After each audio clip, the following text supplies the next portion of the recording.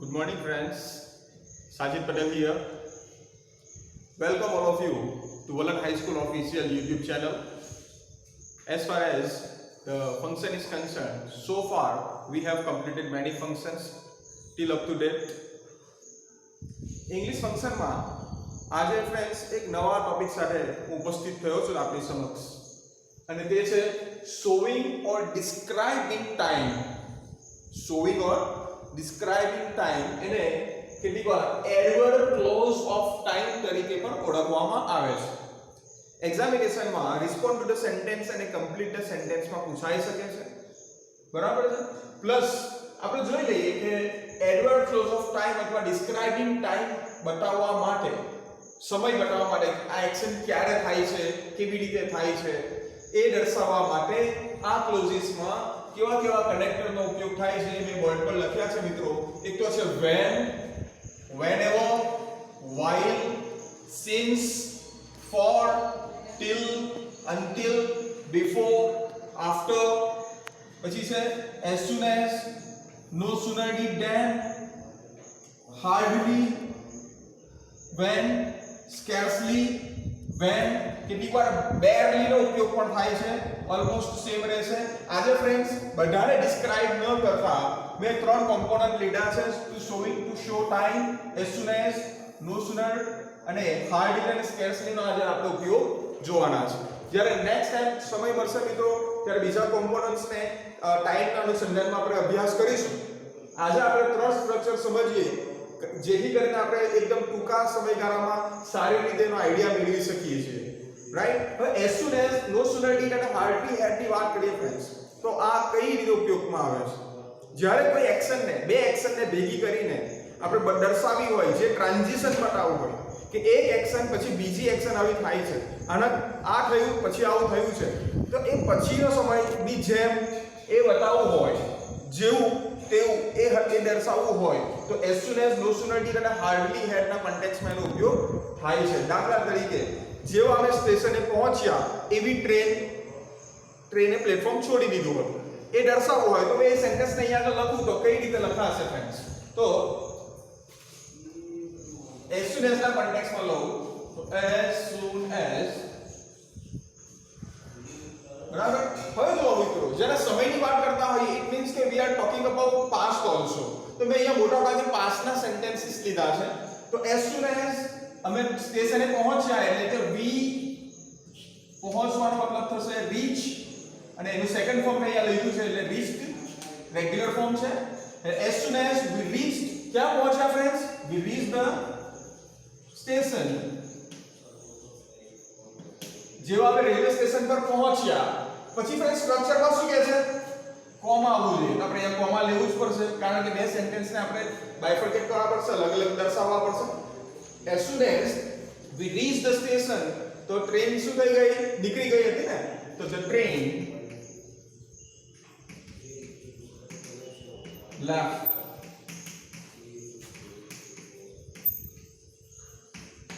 the train left the station એટલે કે ગાડી સ્ટેશન છોડી ગઈ હતી.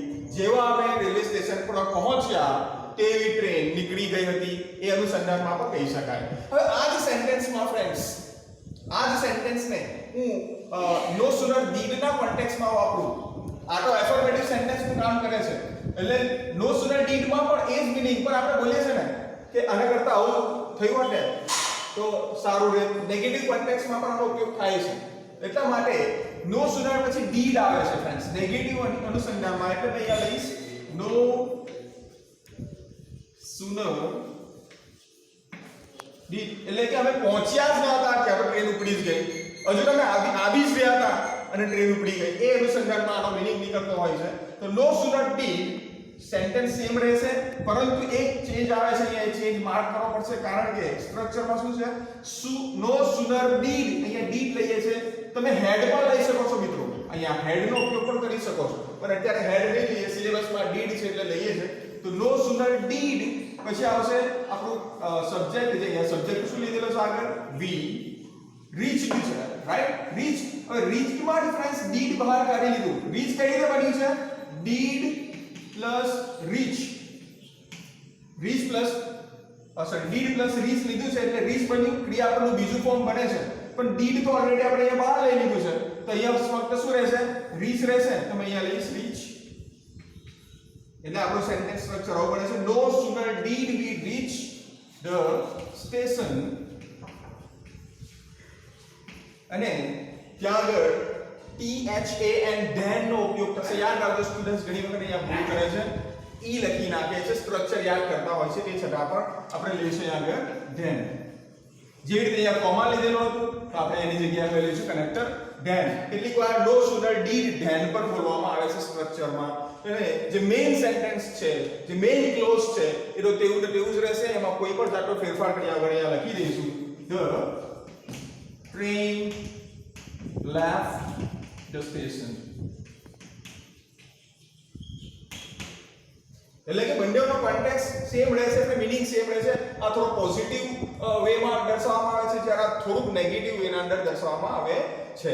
તેવી જ રીતે આ જ સેન્ટેન્સને હું થર્ડ પરિપ્રેક્ષ્યમાં જોઉં, થર્ડ રીતે મારે લખવું હોય શોઈંગ અ ટાઈમના અનુસંધાનમાં, તો આ સેન્ટેન્સ હાર્ડલી હેડ અને સ્કેર્સલી હેડ તરીકે પણ તમે દર્શાવી શકો છો. તો એનું સેન્ટેન્સ આપણે જોઈ લઈએ મિત્રો. હાર્ડલી હેડ, અહીંયા સિમ્પલ પાસ્ટ ટેન્સમાં બંને જગ્યાએ વાત કરી છે, તો અહીંયા હેડ લીધું છે, ઇટ મીન્સ કે પાસ્ટ પરફેક્ટ ટેન્સનો અહીંયા ઇસ્તેમાલ થયો છે. તો હાર્ડલી હેડ. હવે આપણો ક્રિયાપદ સબ્જેક્ટ શું છે? એસ વી છે ઉપર મુજબ. તો હાર્ડલી હેડ વી આપણે નેગેટિવ સેન્ટેન્સ ના મીનિંગમાં દર્શાવી શકાય. હાર્ડલી હેડ વી. હવે રીચ ટુ થર્ડ ફોર્મ અહીંયા વી ટ્રી તરીકે દર્શાવીએ તો rich two third form regular ક્રિયાપદ છે, એટલે ત્રીજું અને બીજું બંને સેમ રહેશે. તો hardly had we reached the station. હવે સ્ટ્રક્ચર શું કહેશે આપણે મિત્રો? સ્ટ્રક્ચર જોઈ લો. તો અહીંયા વી લીધું છે, હવે વી ટ્રી આપણું રીચ થઈ ગયું અને ઓબ્જેક્ટ જે છે આપણે સ્ટેશન થઈ ગયું, રાઈટ? હવે સ્ટ્રક્ચરમાં અહીંયા આગળ ધ્યાન હતું ઉપરના વાક્યમાં, નો sooner ના અંદર પહેલા વાક્યમાં કોમા તરીકે, તો અહીંયા આગળ when થી દર્શાવવું પડે, તો અહીંયા when લઈ લઈએ. અને when પછી મેં તમને કહ્યું એ પ્રમાણે મેઇન ક્લોઝ જે છે એમાં કોઈ પણ જાતના તફાવત વગર બેક ટુ સેન્ટેન્સ લખીશું. the train left the station. તો આમ ફ્રેન્ડ્સ ત્રણ સ્ટ્રક્ચર છે આપણી પાસે, અને ત્રણ સ્ટ્રક્ચરને સેમ સેન્ટેન્સને ત્રણ સ્ટ્રક્ચરમાં વિધાઉટ લૂઝિંગ ધ મીનિંગ કેવી રીતે દર્શાવી શકાય? તો એક તો એસ સૂન એઝ બંને દર્શાવી શકો છો, નો sooner ડી દ્વારા પણ દર્શાવી શકાય, નો sooner ડી ધેન પર બોલાય છે, હાર્ડલી હેડ વેન પર બોલાય છે, સ્કેર્સલી હેડ વેન પર બોલાય છે, કેટલીકવાર બેરલી નો ઉપયોગ પણ થાય છે. બેરલી હેડ વેન નો ઉપયોગ થાય છે. યસ, આ વેન ની જગ્યાએ પર બીજો શબ્દ પણ યુઝ કરી શકો છો, એ છે બિફોર. વેન ના સ્થાને તમે બિફોર પણ યુઝ કરી શકો છો. મીનિંગમાં કોઈ પણ જાતનો ફેરફાર થશે નહીં. હવે આના પછી બીજા એક બે એક્ઝામ્પલ આપણે જોઈએ છે, પછી હું તમને આના એક્સરસાઇઝ આપીશ ફ્રેન્ડ્સ. નાઉ નેક્સ્ટ મેં ત્રણ સ્ટ્રક્ચર ફ્રેન્ડ્સ ત્રણ બોક્સીસમાં આ રીતે બતાવ્યા છે, અલગ અલગ મેં બે એક્ઝામ્પલ લખ્યા છે. આ બે એક્ઝામ્પલને આ સ્ટ્રક્ચરમાં આપણે ગોઠવીને સમજવાનો પ્રયત્ન વધારે કરીએ, જેથી કરીને ક્લેરિફિકેશન વધારે થાય કે હું ડિસ્ક્રાઇબિંગ ટાઈમ નું સેન્ટેન્સ કઈ રીતે બનાવી શકું. So let's start with the as soon as connector. તો પહેલા એઝ સૂન એઝ લઈશું મિત્રો. કોઈ પણ સેન્ટેન્સને શરૂ કરતા પહેલા આપણે એઝ સૂન એઝ શરૂઆતમાં લઈ લઈશું. જેવું આમ થયું કે તેવું દર્શાવવા માટે, દાખલા તરીકે મેં એક એક્ઝામ્પલ લીધું છે અહીંયા આગળ, બે એક્ઝામ્પલ સેન્ટેન્સના લીધા છે. ધ પિયુન રેંગ ધ બેલ, એટલે કે આપણા પટાવાળા ભાઈએ શું કર્યું? બેલ વગાડ્યો એટલે સ્ટુડન્ટ્સ શું કર્યું? સ્ટુડન્ટ્સ વેન્ટ આઉટ, વિદ્યાર્થીઓ બહાર ગયા. આ બે એક્શનને મારે ટાઈમના અનુસંધાનમાં દર્શાવવી હોય, ક્યારે સ્ટુડન્ટ્સ બહાર ગયા? મુખ્ય વાક્ય આ છે, સ્ટુડન્ટ્સને બહાર જવું, બરાબર? ક્યારે ગયા? ક્યારે આપણે જ્યારે બોલીએ છીએ ને એટલે એ કોન્ટેક્સ્ટ બતાવે છે ડિસ્ક્રાઇબિંગ ટાઈમ. એ ડિસ્ક્રાઇબિંગ ટાઈમ આપણે એઝ સૂન એઝ દ્વારા અહીંયા દર્શાવીએ છીએ વાક્ય રચનામાં. અને વાક્ય રચના આપણે શું કહે છે કે પહેલા એઝ સૂન એઝ લઈ લો. એઝ સૂન એઝ લીધું છે મેં ફ્રેન્ડ્સ. હવે મારી પાસે આ ગૌણ વાક્ય છે, સબઓર્ડિનેટ ક્લોઝ છે. એમાં સબ્જેક્ટ છે પિયુન, રેન છે વર્બ અને ધ બેલ છે ઓબ્જેક્ટ. એ આપણી પાસે અહીંયા આગળ છે સ્ટ્રક્ચરમાં. તો આને આપણે ઉપાડીને અહીંયા લઈ શકીએ. તો આ પિયુન વાળો જે આર્ટિકલ ધ છે એને અહીંયા મેં સ્મોલ માં લઈશ. The પિયુન, as soon as the પિયુન આવી ગયું. હવે રેન જો friends, rain that is the second form of ring. ને સ્ટ્રક્ચરમાં પણ મેં V2 લીધું છે એટલે કે આ V2 ઓલરેડી છે મેં અહીંયા લઈ છે ને as soon as the peon rang what તો આપણો ઓબ્જેક્ટ તરીકે ત્યાં શું છે the bell as soon as the peon rang the bell હવે સ્ટ્રક્ચર શું કહે છે આપણે એ તરફ ધ્યાન આપવું પડે મિત્રો અહીંયા છે કોમા અહીંયા કોમા લેવું ફરજિયાત છે કારણ કે બે સેન્ટેન્સને અલગ અર્થમાં આપણે સમજવું હશે તો આ રીતે કોમા વચ્ચે લેવું પડશે તો મુખ્ય વાક્ય શું છે જેવો પિયુન ભાઈએ બેલ વગાડ્યો સ્ટુડન્ટ્સે શું કર્યું સ્ટુડન્ટ્સ વેન્ટ આઉટ તો એ સેન્ટેન્સ બેઠો અહીંયા લઈ લઈશ મેં તમને કહ્યું એ પ્રમાણે કે મુખ્ય વાક્યમાં કોઈ પણ જાતનો તફાવત પડશે નહીં ધ સ્ટુડન્ટ્સ વેન્ટ આઉટ આ કેવું ફ્રેન્ડ્સ આપણું વાક્ય જો સમજીએ પડીથી મારી પાસે બે વાક્ય હતા the peon rang the bell the students went out પટાવાળા ભાઈએ જેવો બેલ વગાડ્યો વિદ્યાર્થીઓ બહાર ગયા એ બંને સેન્ટેન્સને હું કોમ્પ્લેક્સ સેન્ટેન્સમાં ફેરવીશ as soon as નો ઉપયોગ કરીને તો એ સેન્ટેન્સ આ રીતે બનશે as soon as the peon rang the bell comma the students went out હવે આ સેન્ટેન્સને as soon as વાળા સેન્ટેન્સને એટલે કે આ બે સેન્ટેન્સને હું કમ્બાઈન કરીને નો સુનર ડીટી પર બતાવી શકું છું હું એટલા માટે સાફ કરી નાખું ફ્રેન્ડ્સ તો એ કઈ રીતે બનશે લેટ્સ સી તો મેં પહેલા નો સુનર લઈશ નો સુનર હવે મિત્રો જુઓ ધ પિયુન રેંગ ધ બેલ છે ને ધ પિયુન રેંગ ધ બેલ અહીંયા V2 છે તો મેં તમને કહ્યું એ પ્રમાણે કે સ્ટ્રક્ચરમાં મેં ડીડ લખ્યું છે ઇટ મીન્સ કે અહીંયા આગળ જે V2 હતો ઓલરેડી એ અહીંયા થઈ જશે V1 કારણ કે V2 ક્યારે બને છે V2 is equal to did plus V1 right તો આ રેંગ જે બની ગઈ રીતે રેંગ how did it form did plus ring એટલે ડીડ પ્લસ રિંગ હોય તો રેંગ બને છે ક્રિયા આપણું બીજું રૂપ બને છે એટલે નો સુનર ડીડ આપણો સબ્જેક્ટ શું છે પિયુન બેલ વગાડનાર કોણ છે પિયુન ભાઈ નો સુનર ડીડ ધ પિયુન હવે જો ફ્રેન્ડ સ્ટ્રક્ચર કહે છે કે જ્યારે ડીડ આવ્યું હોય ને તો અહીંયા V1 કરી દેવાનું તો અહીંયા લખીશ મેં V1 શું થશે rang ring RING no sooner did the peon ring the bell હવે અહીંયા આગળ કોમા આવે પહેલા સ્ટ્રક્ચરમાં as soon as પછી અહીંયા આગળ જે વાક્ય પૂરું થાય ગૌણ વાક્ય પૂરું થાય સબઓર્ડિનેટ ક્લોઝ પૂરું થાય તો અહીંયા કોમા હતું આપણે કોમાની જગ્યાએ અહીંયા શું લેવાનું છે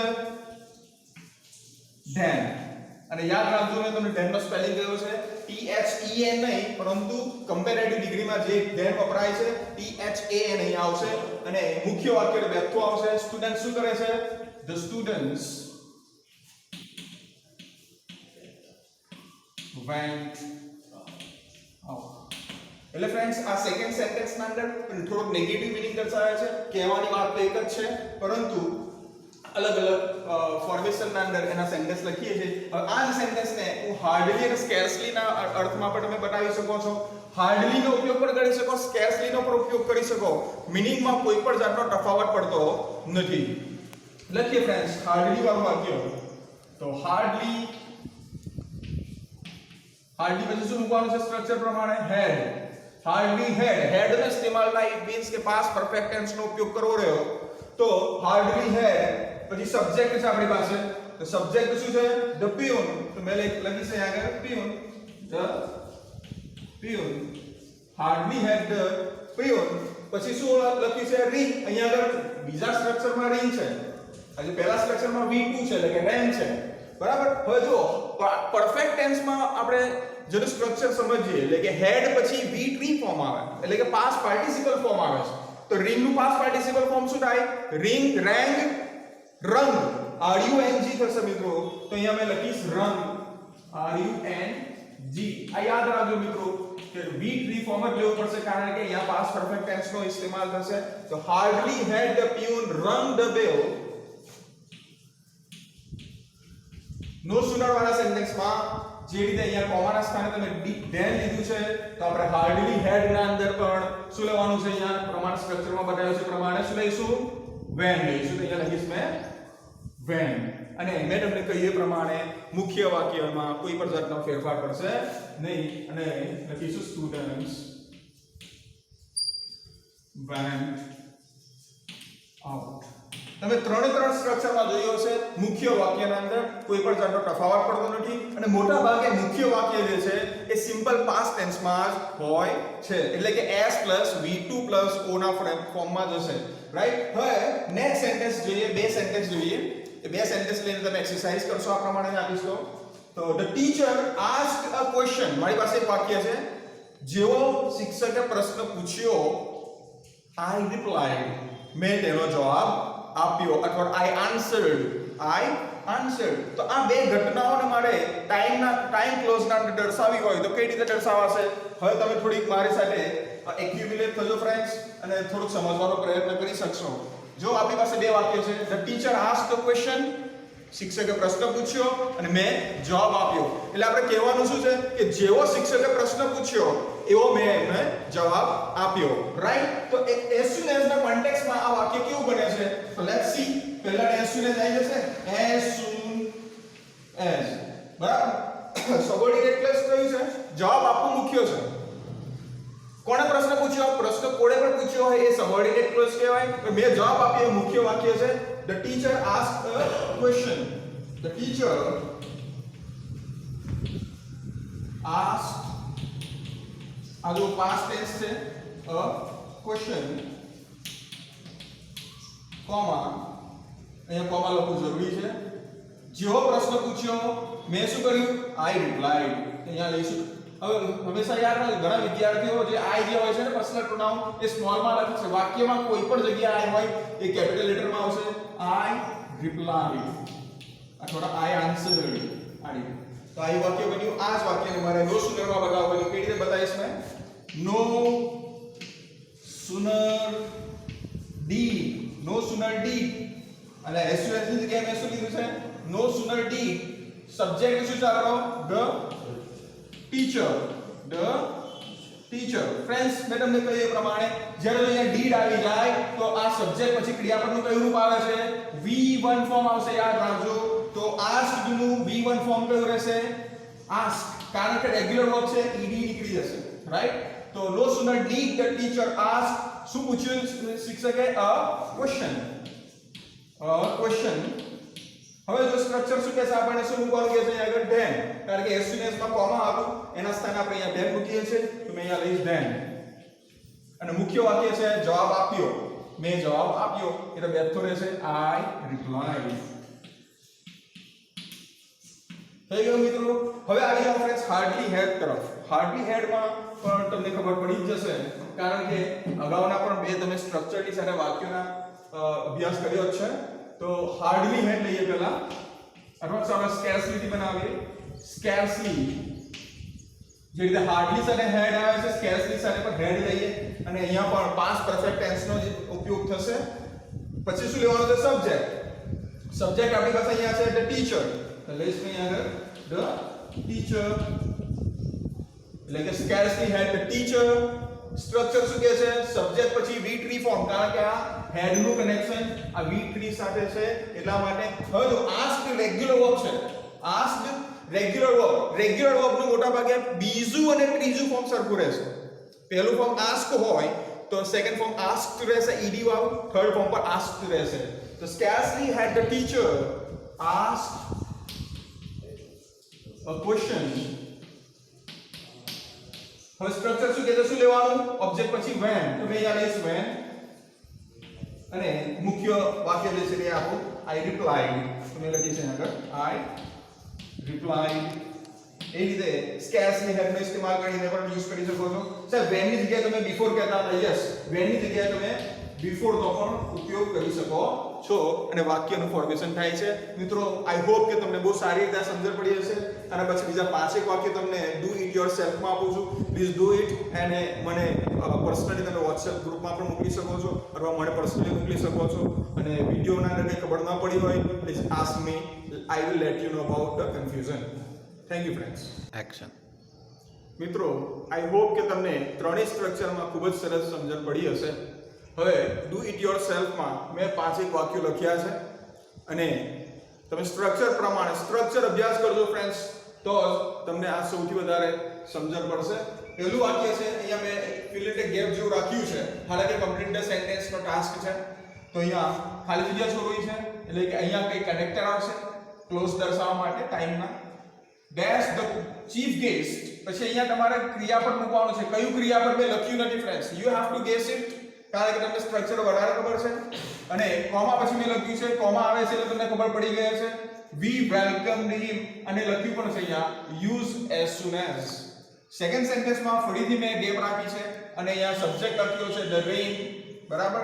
પછી મેં આખી બ્લેન્ક છોડી છે અને મેઇન ક્લોઝ છે, મુખ્ય વાક્ય છે we went to the theater, અમે થિયેટરમાં ગયા. ક્યારે ગયા? હાર્ડલી હેડ ને ઇસ્તેમાલ કરજો.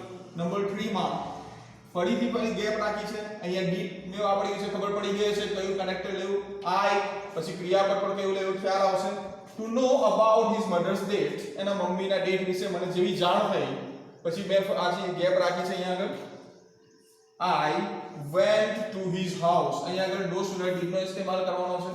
Number 4 dash a lion road, બરાબર છે, કોમા ધ રેબિટ્સ રેન અવે, as soon as નો યુઝ કરવાનો છે ફ્રેન્ડ્સ. પ્લસ બીજું મેં તમને અહીંયા લખવાનું ભૂલ્યું, અહીંયા રોડ આવશે, ઈડી આવશે, અહીંયા કોમા આવશે, એટલે તમે નો as soon as થી અહીંયા ફિલ ઇન ધ ગેપ કરજો. નંબર 5 ડેશ પછી ધ પોલીસ, અહીંયા કરતા લખ્યું છે, પછી ફિલ ઇન ધ ગેપ રાખી છે અને ધ થીફ એસ્કેપ્ડ, એટલે કે પોલીસ જેવી આવી એવો ચોર ભાગ્યો, એટલે કે અહીંયા હાર્ડલી હેડ વડે તમારે ફિલ ઇન ધ ગેપ રાખવાની છે અને આ રીતે તમારે સેન્ટેન્સ કમ્પ્લીટ કરીને અને મને મોકલવાની છે. તો complete it and send it to me. Thank you friends.